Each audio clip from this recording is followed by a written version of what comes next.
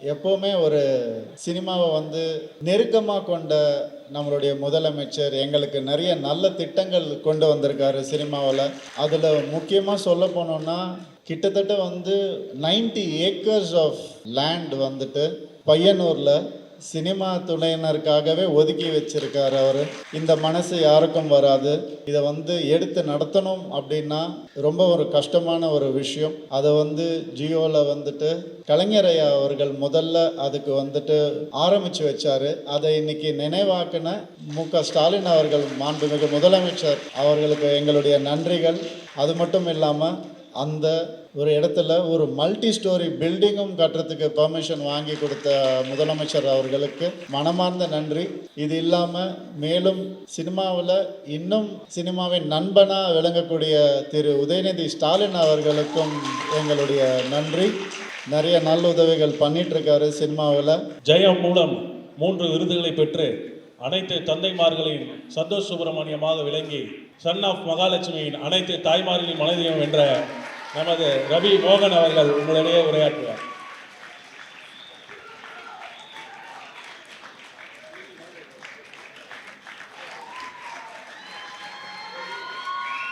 சுவாமி சரணம்.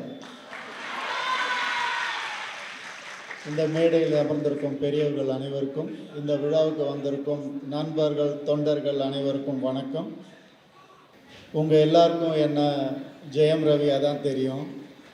ஆனால் எனக்கு இன்னொரு பேர் இருக்குது, ரவி மோகன். இப்போ இந்த ஜெயம் ரவின்ற பேர் என்னுடைய அன்பு நண்பர்களால், என்னுடைய ரசிகர்களால் எனக்கு கிடைச்ச பேர். இன்னைக்கு ரவிமோகனா உங்கள் முன்னாடி நிற்கிறேன் அப்படின்னு ஒரு படத்தில் ஒரு டீசர் நான் போட்டிருந்தேன், கராத்தே பாபுன்ற படத்தில். அதை பார்த்து உடனே ஒரு ஃபோன் வந்துச்சு. நம்ம மாண்புமிகு சேகர் பாபு ஐயா அவர்கள்கிட்ட ஒரு ஃபோன் வந்துச்சு. எனக்கும் வந்துச்சு, எங்கள் படத்துடைய டைரக்டருக்கும் வந்துச்சு. சரி, டைரக்டரும் கொஞ்சம் பயந்துட்டே போனார். ஐயோ, டீசர் பார்த்து ஏதாவது சொல்லுவாரா என்ன அப்படின்னு போனார். போன உடனே, என்னப்பா கராட்டே பாப்புன்னு ஏதோ எடுக்கிறீங்க போல இருக்கே அப்படின்னு. ஆமாம் சார், ஆமாம் சார், கொஞ்சம் நம்மள மாதிரி இல்லையா அந்த கேரக்டர் கொஞ்சம் அப்படின்னு. சார், அதுக்கும் இதுக்கும் சம்மந்தமே இல்லை சார், அதெல்லாம் ஒன்றும் பிரச்சனையே இல்லை சார் நாங்கள் அப்படின்ன உடனே கொஞ்சம் மழுப்பினார் டைரக்டரு. உடனே நம்ம சேகர் பாபு ஐயா சொன்னார், தம்பி நான் தப்பா கராட்டே பாபு அப்படின்னு. இப்படி நகைச்சுவையாகவும் அன்பாகவும் அந்த படத்துக்கு வாழ்த்து சொன்ன சேகர் பாபு ஐயாவுக்கு என்னுடைய வாழ்த்துக்கள். Thank you sir. இந்த மாதிரி பல பேர்கிட்ட ஒரு நல்ல ஃப்ரெண்ட்ஷிப்போடு இருக்கிற நம்ம சேகர் பாபு ஐயா அவர்கள் என்னையும் இந்த விழாவுக்கு கூப்பிட்டது ரொம்ப சந்தோஷம். முதல்ல மாண்புமிகு முதலமைச்சர் அவர்களுக்கு ஹாப்பி பர்த்டே.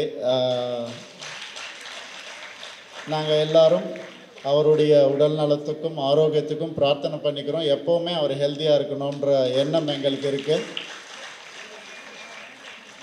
இது நம்மளுடைய முதலமைச்சர் அப்படின்ற ஒரு காரணத்துக்காகவும், இன்னொன்று சினிமாவின் எப்போவுமே ஒரு சினிமாவை நெருக்கமாக கொண்ட நம்மளுடைய முதலமைச்சர் எங்களுக்கு நிறைய நல்ல திட்டங்கள் கொண்டு வந்திருக்காரு சினிமாவில். அதில் முக்கியமாக சொல்ல போனோம்னா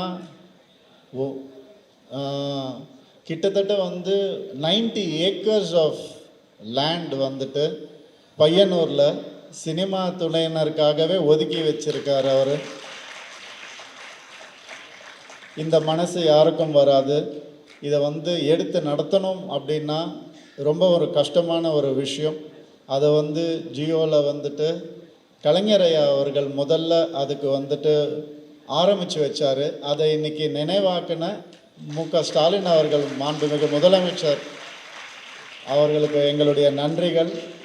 அது மட்டும் இல்லாமல் அந்த ஒரு இடத்துல ஒரு மல்டி ஸ்டோரி பில்டிங்கும் கட்டுறதுக்கு பெர்மிஷன் வாங்கி கொடுத்த முதலமைச்சர் அவர்களுக்கு மனமார்ந்த நன்றி. இது இல்லாமல் மேலும் சினிமாவில் இன்னும் சினிமாவின் நண்பனாக விளங்கக்கூடிய திரு உதயநிதி ஸ்டாலின் அவர்களுக்கும் எங்களுடைய நன்றி. நிறைய நல்ல உதவிகள் பண்ணிகிட்ருக்காரு சினிமாவில்.